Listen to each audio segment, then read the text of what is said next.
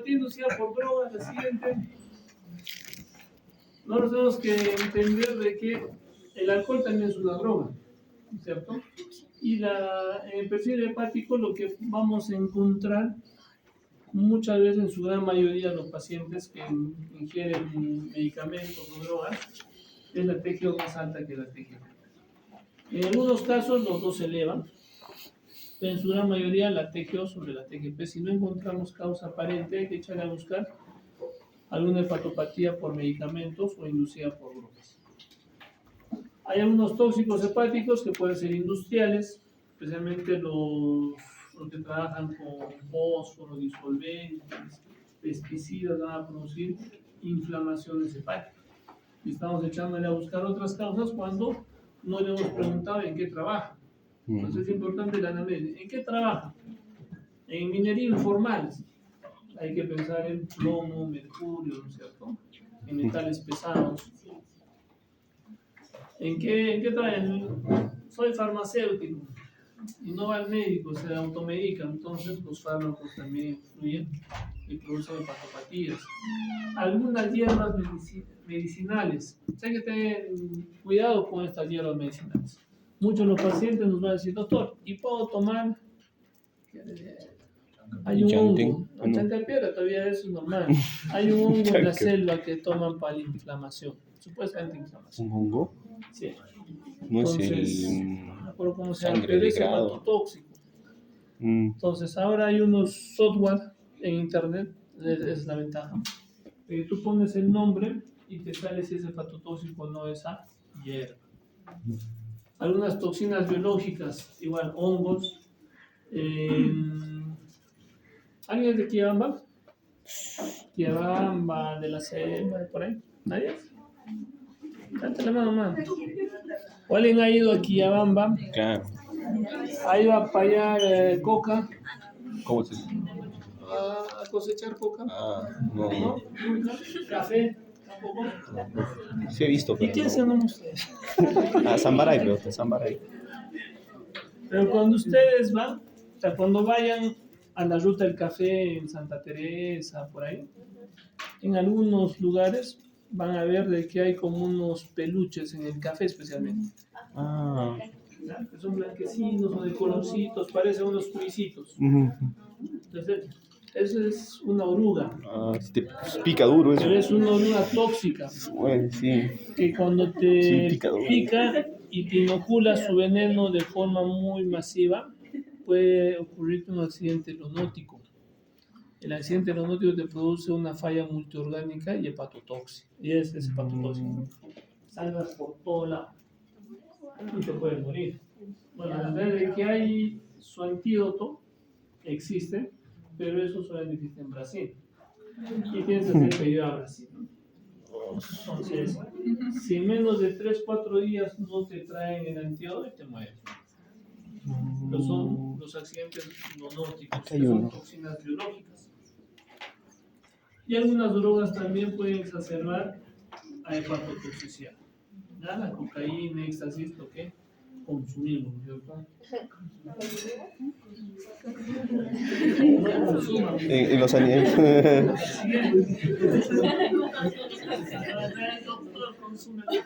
Cocaína. En la epidemiología, vuelvo a repetirles como la otra vez, o sea, la primera causa, muchas bibliografías te ponen como primera causa iatrogénica, o sea, causado por nosotros, como médicos. Le queremos dar un medicamento y le hemos producido iatrogenia. Pero esa palabra hay que tener mucho cuidado, especialmente por problemas médicos generales entre nosotros. Muchos de ustedes van a ser traumatólogos, van a ser infectólogos, van a ser cardiólogos, etcétera, etcétera. Neumólogos, ¿no es cierto?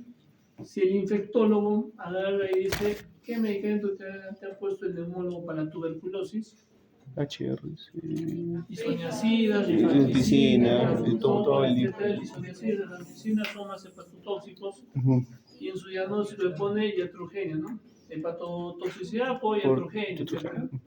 Entonces, en un problema médico legal, ahí tú le metes un problema médico legal a tu colega, sin querer, ¿no? Claro. Y eso cada vez se está viendo muy frecuentemente. En nuestro medio todavía los pacientes no denuncian mucho, ¿no? Pero en Lima ya están denunciando. En Europa, en otros lados, mucho más aún. Entonces hay que tener cuidado con lo que ponemos.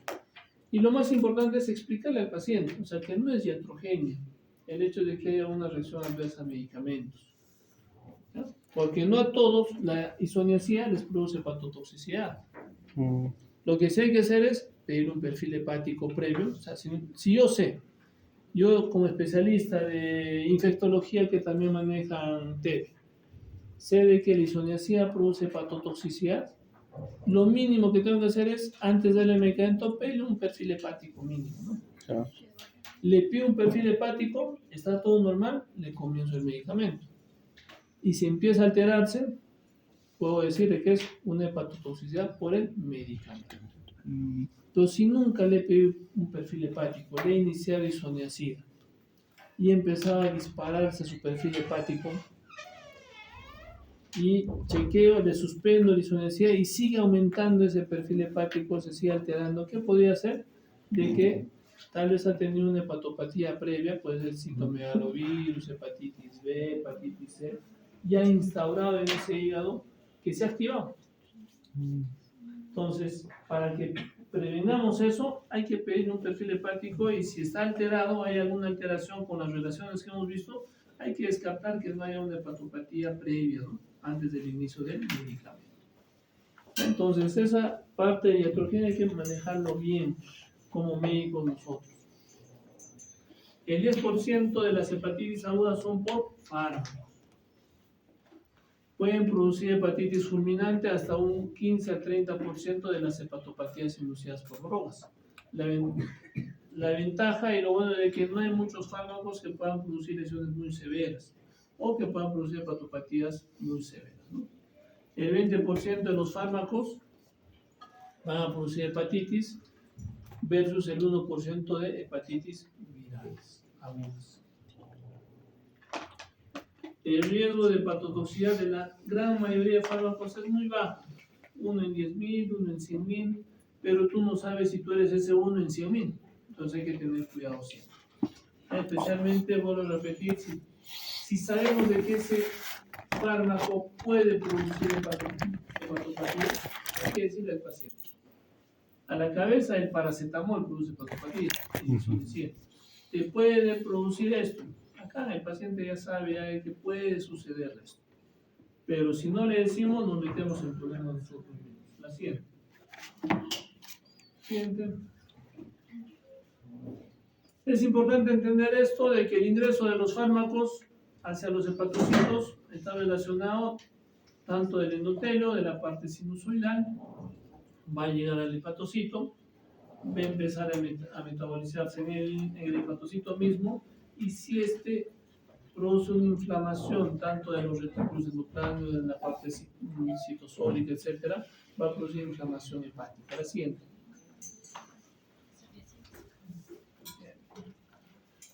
Entonces, hay algunas fases en la absorción de los fármacos, de las drogas. Hay algunas drogas lipofílicas que van a estar metabolizadas por el P450 y por conjugación, de acuerdo a su fase 1 fase 2, van a producir algunos productos de oxidación, de reducción o de hidrólisis, y para luego, en la fase 2 de conjugación, van a unirse,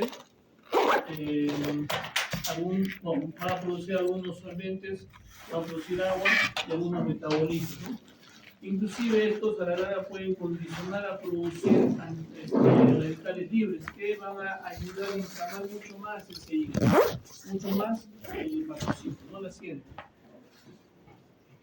En la fase 1 el sistema de citocromo P450 influye mucho, va a producir metabolitos electrofílicos, radicales libres que van a inflamar mucho más la parte hepática celular. La siguiente.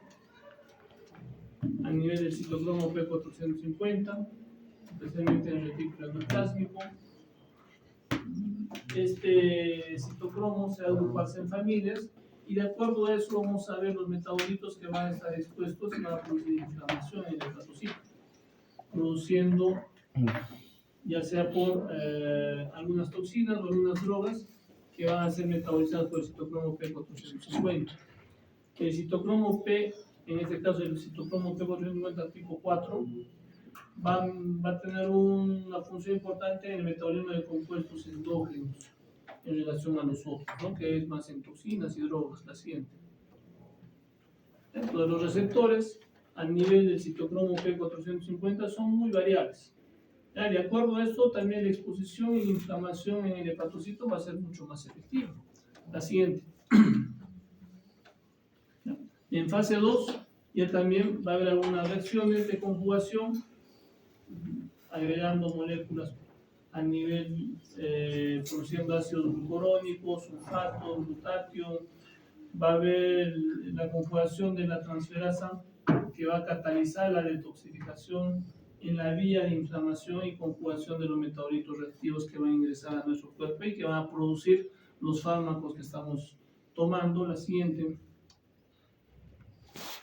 Los mecanismos primarios que van a impedir el adecuado metabolismo de los hepatocitos y las drogas va a ser la reducción de la masa en la función y menos hepatocito funcionable va a producir mayor inflamación.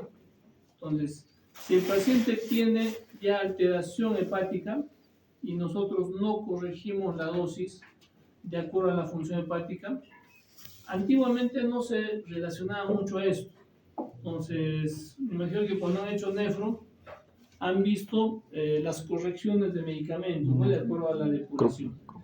En el caso del hígado, ya está habiendo regulaciones de los medicamentos de acuerdo al metabolismo del medicamento en el hígado. Porque si por A o B el hígado está dañado y tiene menos cantidad de hepatocitos funcionables que van a producir el metabolismo de ese medicamento, vamos a exponer más a ese hígado y vamos a producir mayor falla hepática o mayor inflamación. ¿Ya? La reducción y la liberación de la droga también. Entonces, si hay mayor cantidad de medicamentos que estamos exponiendo al paciente, ese hígado va a inflamarse mucho más, el hepatocito va a sufrir mucho más. Y la reducción del flujo biliar. Si hay una alteración en la función biliar, en la excreción, igual va a dificultar en excretarse ese medicamento ya metabolizado en el hígado y va a inflamar más ese hepatocito. Entonces es importante los mecanismos que van a condicionar a mayor inflamación. Entonces vuelvo a repetir, no es como antes se decía solamente hay que medir la depuración de medicamento por la vía renal, no, ahora también hay que ver y corregir las dosis de medicamentos de acuerdo a la función hepática, para que no produzcamos lesiones mayores. La siguiente. Algunos mecanismos secundarios, el metabolismo de las drogas, la alteración de las proteínas, hipoproteinemia, no va a haber ese transporte para el medicamento y mayor inflamación. Pacientes desnutridos, cambios endocrinos también influyen en el metabolismo y la insuficiencia renal también.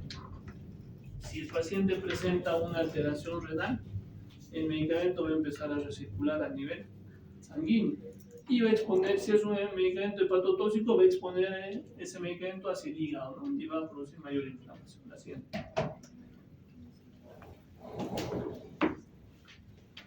Va a haber una biotransformación y una hepatotoxicidad. En la biotransformación es lo que debe de suceder. Ingresa el fármaco, citocromo P450, produce...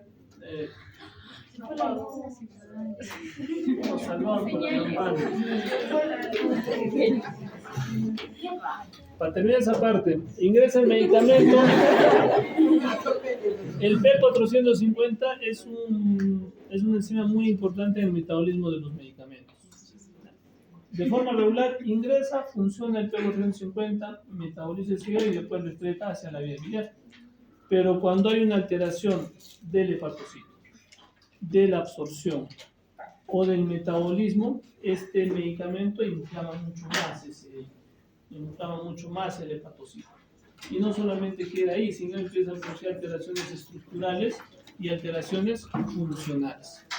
¿Ya? Entonces, hay varios medicamentos o...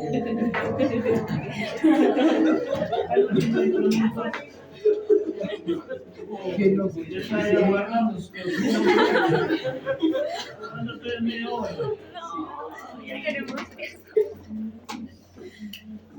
Hay varios medicamentos que van a producir mayor hepatotoxicidad, isoniazida, paracetamol, la piracinamida también. Algunos medicamentos antirretrovirales también. Inclusive algunos como la nevirapina condicionan no solamente a producir alteraciones hepáticas, sino también a nivel pancreático y producen pancreatitis por antirretroviral. ¿Ay? ¿Funcionó?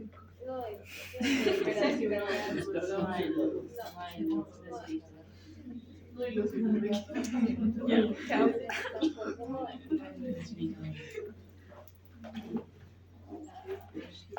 Hasta aquí llegamos. Ay, qué bonito.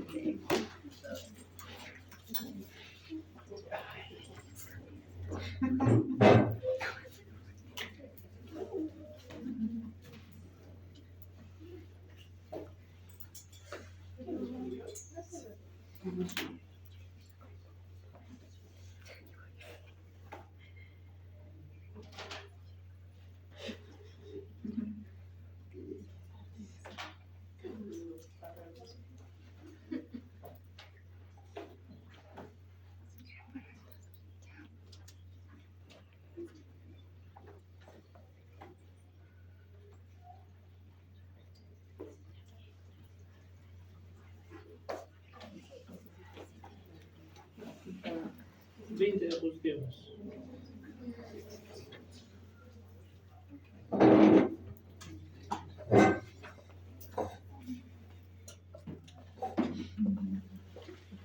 ¿Por qué estoy dentro de la luz? Sabían que era clases. ¿Ah?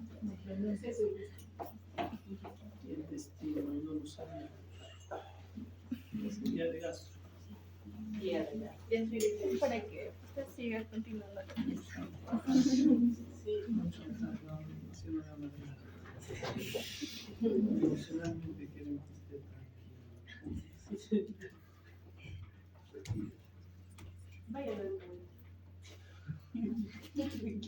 No, voy a dar la vuelta.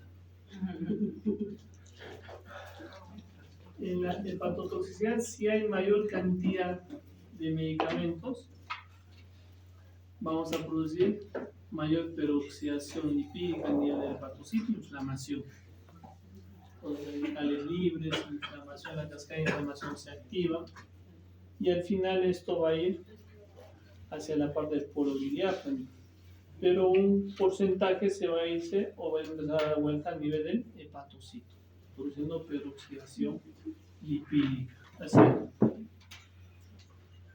¿Qué factores de riesgo? La edad.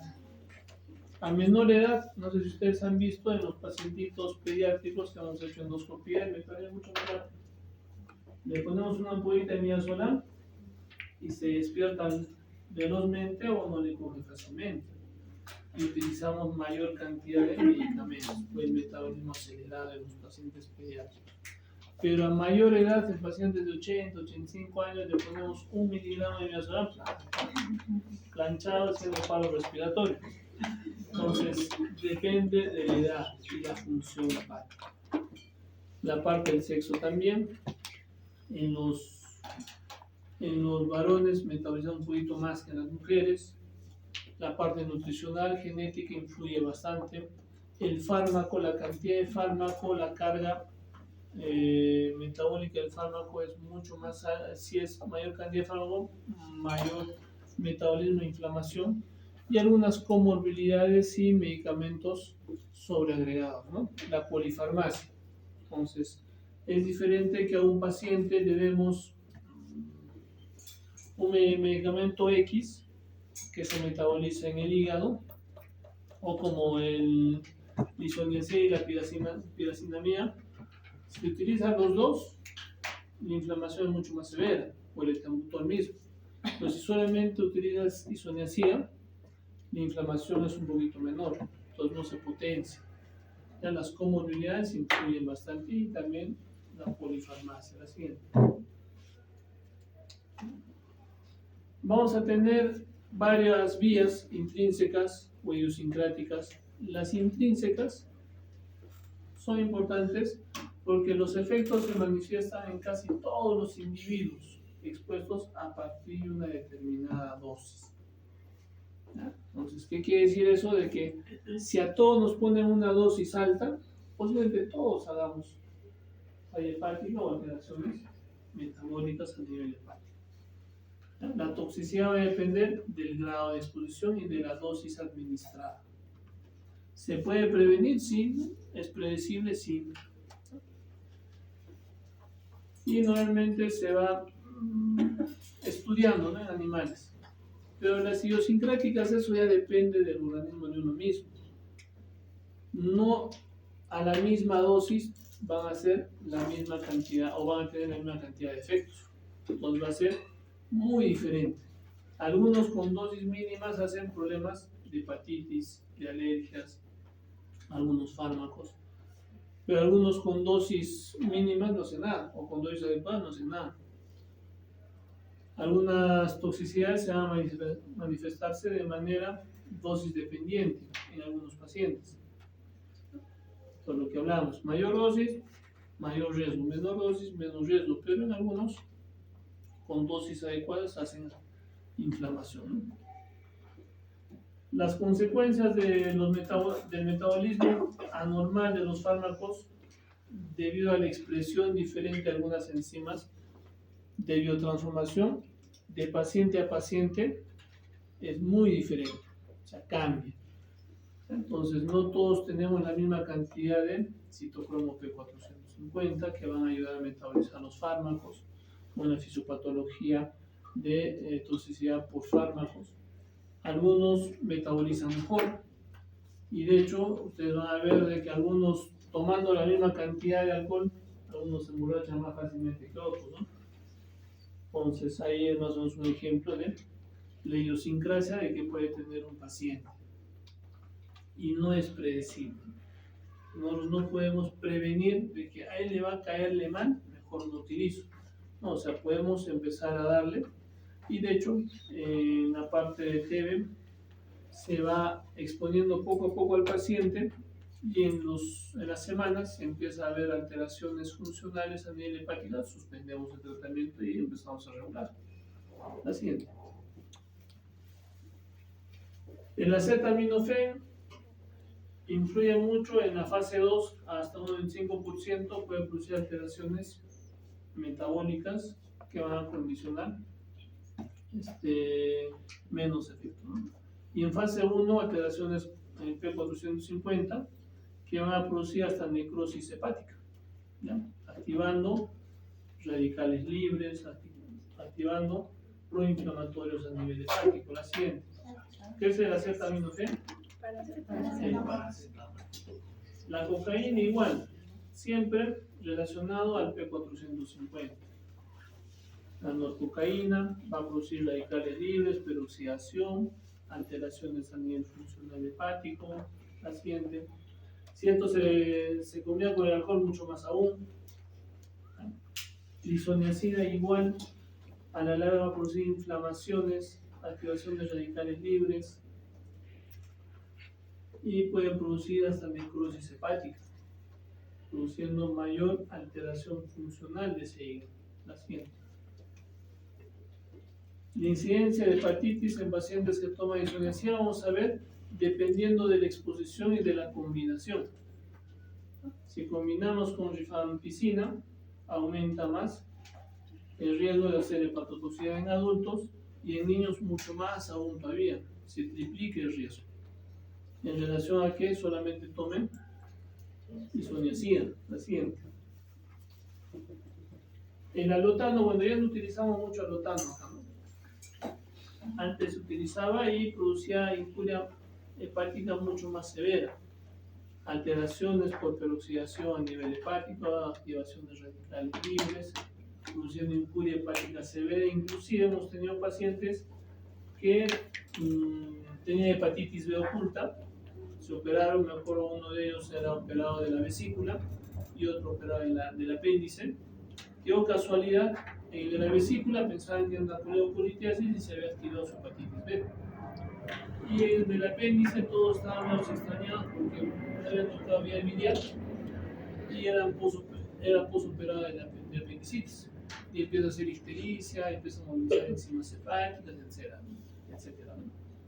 Se le toma un perfil viral y sale hepatitis B activa, antígeno de superficie positivo, anticore total o anticore IgM positivo, entonces era una hepatitis B aguda.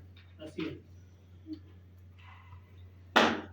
La siguiente, la forma clínica, vamos a ver de que muchos de los pacientes vamos a confundir con otras enfermedades hepáticas. Puede haber una expresión clínica muy variable, desde una hepatopatía leve hasta una hepatopatía mucho más severa. Pueden producir hepatitis aguda. Es menos frecuente que este paciente pueda producir cuadros de colestasis o cirrosis o enfermedad venoclusiva o neoplasias. Son mucho más temporales. Se suspende la dosis y mejora la sintomatología. Una evolución de hepatitis crónica es muy rara, a no ser que se asemeje a hepatitis autoinmune, no sean similares, por exposición crónica de esos fármacos, sin control adecuado, metildopa, metotrexate, nitrofurantoína, que pueden darnos hepatopatías crónicas de exposición crónica, especialmente artritis reumatoide, utilizan metotrexate, ¿no? Metildopa, pacientes con más convulsivos, pacientes. ¿Qué patrones podemos encontrar de acuerdo a la inflamación? Cuando hay inflamación a nivel de los colangiocitos, vamos a ver colangitis aguda, ductopenias, colangitis esclerosante. Cuando hay alteración en los macrófagos, en granulomas. Cuando hay alteración en los hepatocitos, puede haber hepatitis aguda, hepatitis colestásica, colestasis simple, hepatitis crónica, cirrosis, etc. Y en células endoteliales, dilataciones sinusoidales, periosis hepática, enfermedad venoclusiva, Bucharia, angiosarcomas. En las células estrelladas, la fibrosis que debe empezar a ver cuando los cuadros son cada vez más repetitivos de forma crónica, con el metotrexate especialmente. La siguiente. Clínicamente, un gran porcentaje son asintomáticos. Pueden movilizar enzimas de función hepática hasta un 13% y inclusive pueden llegar a trasplantes hepáticos, pero son menos frecuentes. Elevaciones de transaminasas, TGO y TGP, a predominio de la TGO en algunos casos, elevaciones de la fosfatasa, necrosis hepatocelular, y habitualmente se resuelven de forma completa, ¿no? Cuando hay la suspensión del medicamento. ¿Y qué medicamentos pueden producir? Paracetamol, isoniazida, clorotazona, un patrón hepatocelular con un valor predictivo independiente de su mortalidad. Podemos encontrar también bilirrubinas totales altas, patrón hepatocelular, niveles de la TGO elevado, o sea, tenemos las transaminasas altas, pero a predominio de la TGO. En pacientes del sexo femenino mucho más frecuente y en personas mayores de 50 años también. Así es.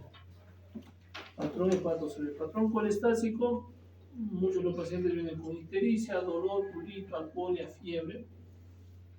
Hay alguna evolución de lesiones crónicas hasta un 23%, más frecuentemente en personas mayores. Es de resolución clínica mucho más lenta y especialmente debe estar elevada la TGO y la fosfatasa y la GGTP. Ya un patrón colestásico.